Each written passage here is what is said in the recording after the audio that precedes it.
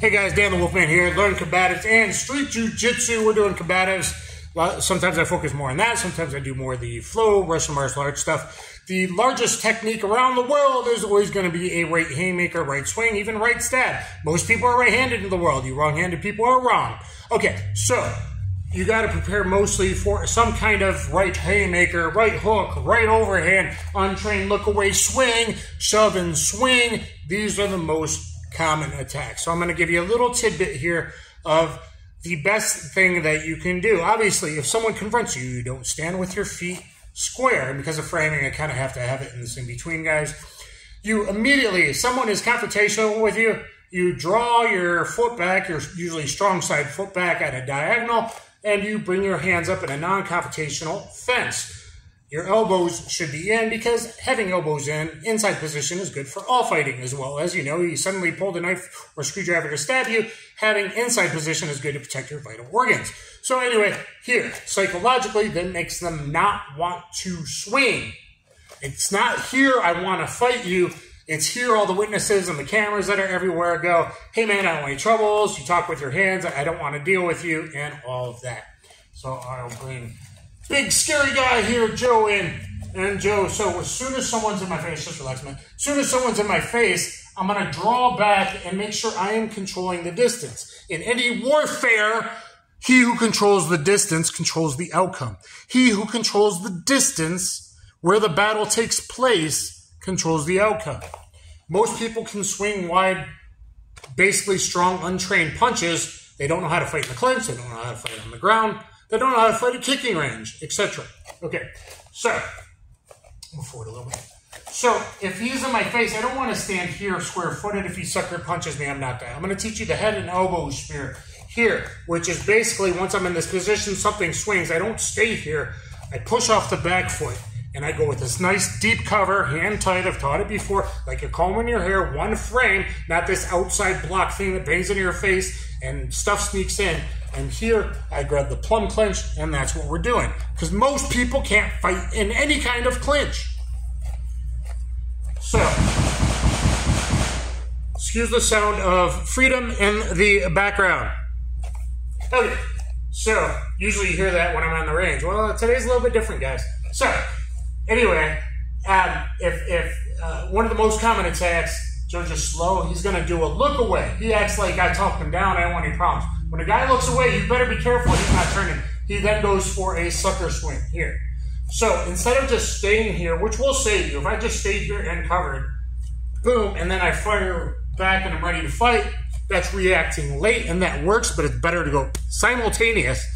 So he does the look away, boom, I push off the back foot and I slide into him. So all this force is actually going behind my head. And I'm into him here. I grab the plum clinch, pinching here, hands here, and I knee him the pills, charge step, knee him in the pills, and then I can snap him down to the ground and run away. Why do I like that option? Because snapping him down to the ground at an angle from that second knee, my weight comes back, so it's a weight throw when he's bent over, so his head is above his triangular step. Here, I snap him down at an angle, and I run out at a vector. Because if he has multiple guys, usually the one in the middle or the leader is going to confront you. This is one of the best ways of getting out of a multiple opponent attack is running out that direction. So, snap them down and run out that direction is really good in case stuff like that starts going on around you. You need to get out of the area and then you need to do crazy monkey and get out and go to your force tools. Okay, so come back in here. Another option is, so let's just say he's here, we're talking shit, and he just swings on me this time. So I should already have my fences. See how late it is if my hands are down? Whoever gets sucker punched loses fights. So I'm here, he goes to swing, I get in here, this elbow hits him here or here or here, gooting his bicep, his chest, it hits him somewhere, that's good. And in tight to him, that's good. I get the plum punch. I knee him the pills, charge step going forward, knee him the pills. Then I can just snap him to this guillotine. Keep the elbow tight, choke him out. I could choke him unconscious, but what if there's multiples? I choke him a little bit, and then I snap him down and I run out of it. If you get a guy go, you snap him down to the ground, face plant him, You are out of there getting your car, escaping with your wife, whatever you got to do. And meanwhile, this guy's going... All the fight goes out of mammals when you choke them. They're not big and tough like they think they are as soon as you choke them. If you choke someone 70, 80% without going all the way out and trying to kill them, know your state laws. Most state laws have changed now. So make sure there's a disparity, force it ever. But give a guy a little bit of choke, snap him down, and run out of there. That is a very, very, very good option. Now, just a camera here. So I'm here, notice I get closer. Someone starts to swing, whatever it is. It could be a shove and punch. I spear into him, grab the plum clinch, knee the pills, charge step like knee the pills, elbow, elbow, elbow. I'm always going forward. You go forward, it doesn't matter how big and tall they are over you. If you get them doing this and their structure's messed up, you get their head being blasted back this way, they're going to trip and fall. You're going to keep elbowing until they fall, until they trip over the curb or whatever.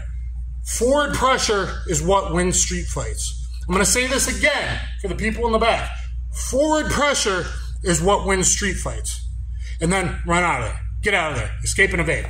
So, the only reason you go to this if a guy doesn't react good to the pills, and I've had this happen before because he was on so much blow, he might, or he's super, super strong and he gets mad, he hulks up and he gets his structure back, his posture back. You immediately change to the elbows. Let's go over here a little bit.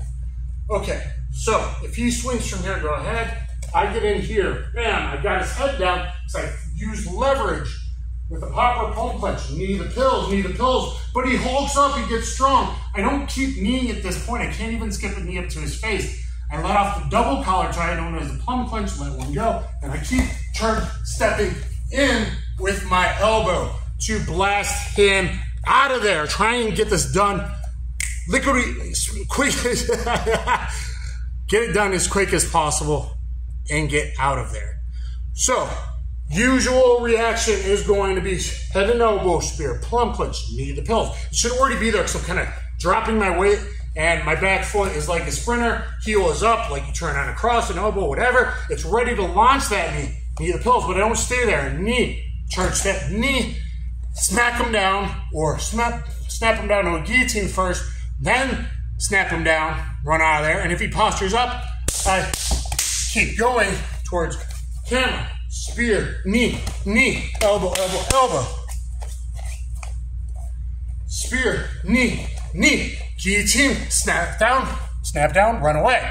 Out the portals. That's really helpful to just know that instead of thinking like in the movies, and I was a stuntman, I fight this guy, and now stunt guy number 2 comes in. You waited his turn, thank you so very much. And then Bruce Lee turns to stunt guy number 3. That's not how it goes down. You can't be fighting one guy for long. They're going to come. You got to deal with this guy, make a portal and run because they're expecting you to be back there, being a scared little rabbit, and you counter ambush them and turn the tables on them. So that is the most effective thing. And boy, how did all those martial arts experts in the Ultimate Self-Defense Championship, one of the attacks, come back in, Joe, 1 second. If you stayed here like an idiot, guys do the smack talk phase, a lot of times they're hyping themselves up psychologically to attack. He gives me a big shove and then charge forward to swing. So yes, and that's where it is. So do it kind of live. Give me a big shove and then come forward and swing. Boom, bang, bang. Okay, so you got to be ready for the shove and punch, and yet none of those guys were. Even though it's the most common street tactic there is going to be the look away haymaker. We're kind of shoving and ready here to fight, and I kind of take up a stance, and you see them clench their fist, and then they swing. Or it's the yeah, yo mama, blah, blah, blah, smack talk bullshit. He shoves, charge forward, and swing. You don't want to be leaning back and get clipped, especially now what becomes a baseball bat or a stick. Has a whole lot more power out there than if you get on the inside of the weapon. Okay? It's just physics, people. So you want to close, and now you're in a clinch where you can Pinocchio people and play with them. Because I never trained a Muay Thai clinch, Greco-Roman clinch, Judo, whatever. Or you go to the ground Jiu-Jitsu where they have no idea how to fight, and that's why you have to know all ranges of combat, the STG method, striking, throwing, and grappling. Thumbs up, share, subscribe, drop me some comments. Kaboom.